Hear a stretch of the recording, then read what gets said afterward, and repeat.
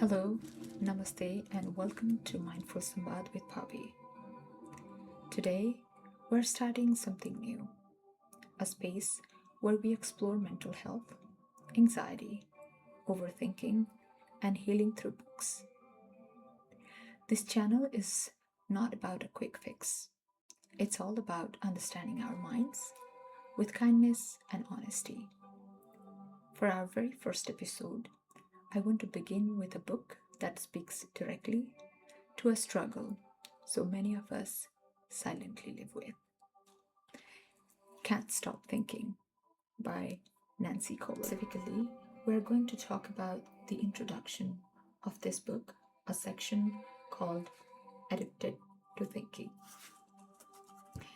If you have ever felt like your mind never turns off, you replay conversation endlessly, you overanalyze your past and worry about your future, or you feel mentally exhausted even when nothing is happening, this conversation is for you. And before we begin, just a gentle reminder, I'm not a therapist. This content is just for the educational and reflective purposes. If you are struggling deeply, professional support is always important. Let's begin. So Nancy Colier starts this book with a powerful idea, one that can feel uncomfortable at the first. She suggested that many of us are addicted to thinking, not addicted to substances, like not addicted to our phones alone, but addicted to our thoughts. At first, this idea can feel strange because thinking feels necessary, isn't it? Thinking feels productive. Thinking feels like who we are. But Kohler asks a very important question here. What if thinking has gone beyond being useful and become compulsive? This is where the concept of overthinking shifts from a habit into something deeper. What does addicted to thinking mean? When we hear the word addiction, we often think about something obvious and external. But addiction and its core means compulsion, loss of control, temporary relief followed by many distresses. Nancy explains this thinking can function in the same way. We don't think because we need to. We think because we can't stop. Our mind constantly produces scenarios, judgment, self-criticism, what ifs, imagined conversations. And we unconsciously believe that thinking will protect us.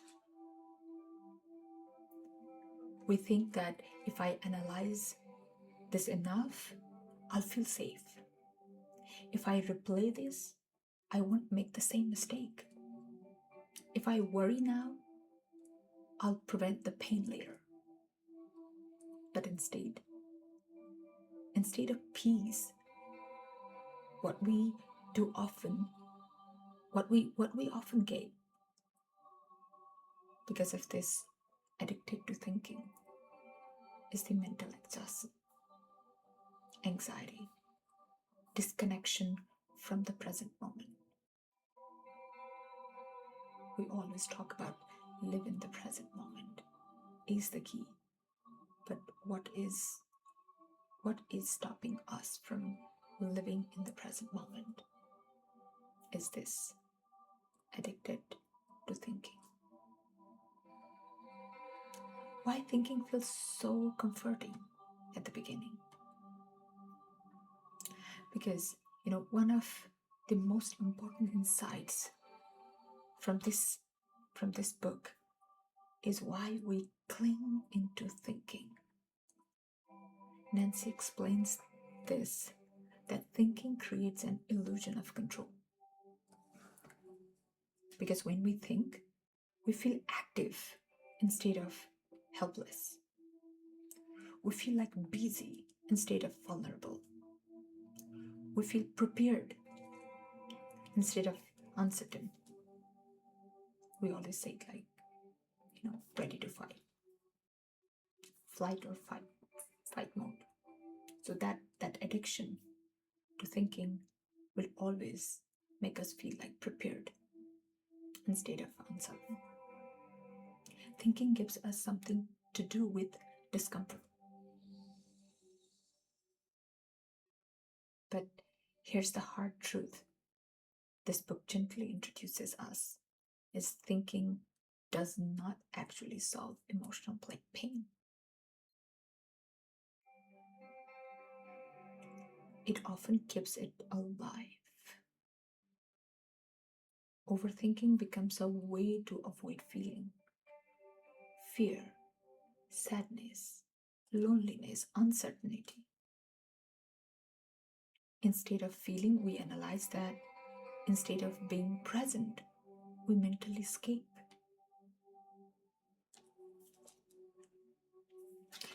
In this book, Nancy Colier is very compassionate in how she explains this. She does not shame the mind.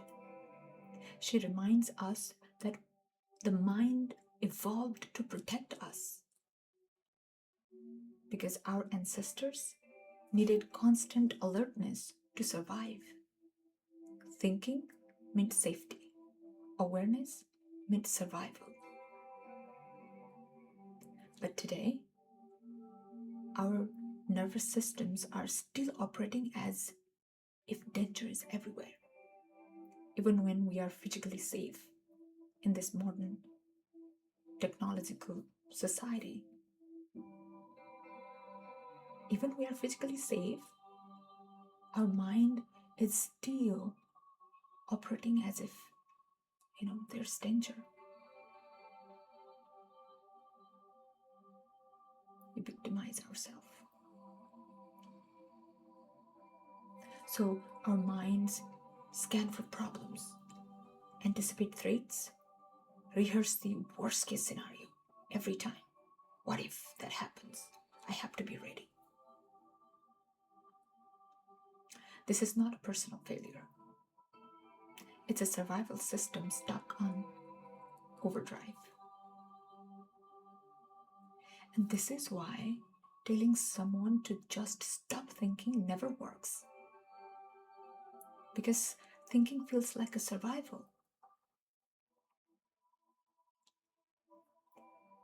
Then what will happen when thinking becomes the problem?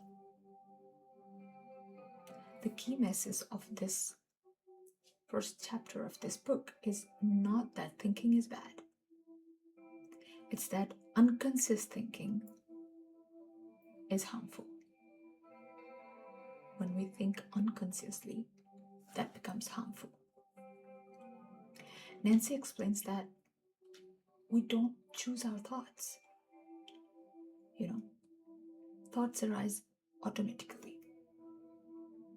But we identify them as they are us. We believe that my thoughts are me. If I think it, it must be true. I must follow every thought. This is where suffering begins. Because not every thought deserves attention. Not every thought deserves belief, and not every thought deserves action. But when we're addicted to thinking, we don't know how to stay back. We don't. What I love about this first chapter of this book is that it does not demand change immediately. It simply invites awareness. Nancy asks us to notice that how often we are thinking, how repetitive our thoughts are. and how rarely thinking actually resolves our pain. This awareness alone can be very powerful, because once you see the pattern, you realize this is not who I am. This is something my mind is doing. And that small separation between you and your thoughts, me and my thoughts, is the beginning of freedom.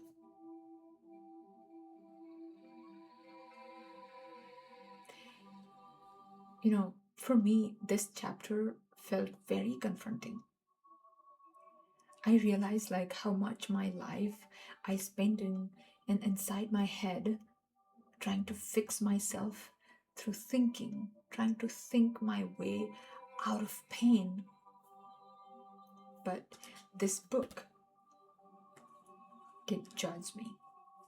I was judging myself. But after reading this does not judge me. It simply helped me to see through myself, see through my thoughts, that my thoughts are not me. We are separate.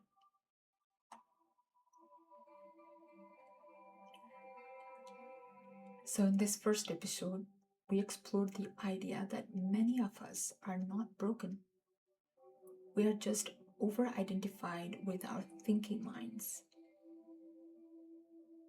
In the next episode, we'll go deeper into how thinking keeps us stuck in anxiety and how we can begin to relate to our thoughts differently without forcing silence or control. If this resonated with you, like this video, subscribe to Mindful Samvad with Bobby, and feel free to share your experience in the comments, or if you have read this book and whatever you have learned from this book, you can share your thoughts or experience or your learning in the comment section, because you are not alone.